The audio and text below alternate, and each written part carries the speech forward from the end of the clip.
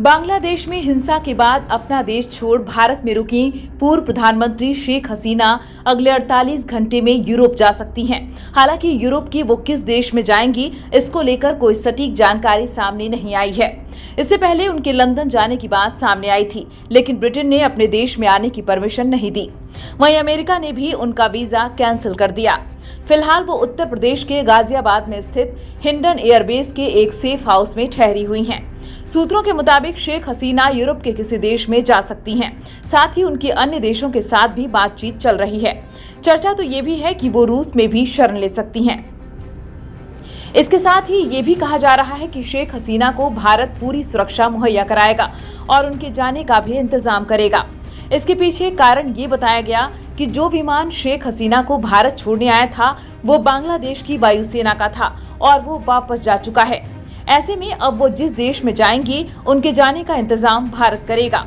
शेख हसीना के सुरक्षित बाहर निकलने के लिए सभी इंतजाम किए जा रहे हैं। सोमवार शाम को भारत पहुंची हसीना फिनलैंड और रूस जैसे कुछ देशों से बातचीत कर रही हैं।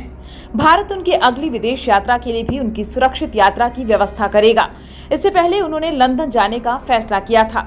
दी हिंदू की एक रिपोर्ट में इस मामले के जानकारों के जरिए बताया गया, बांग्लादेश की पूर्व प्रधानमंत्री अपनी बहन शेख रेहाना के साथ अस्थायी शरण लेने के लिए भारत से लंदन जाने की योजना बना रही थी, लेकिन अब इस विकल्प पर विचार नहीं किया जा रहा है।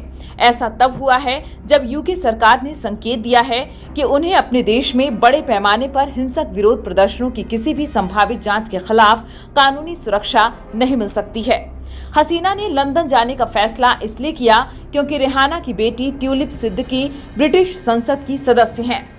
ट्यूलिप ट्रेजरी की आर्थिक सचिव हैं और हैम्पस्टेड और टाइगेट से लेबर सांसद हैं।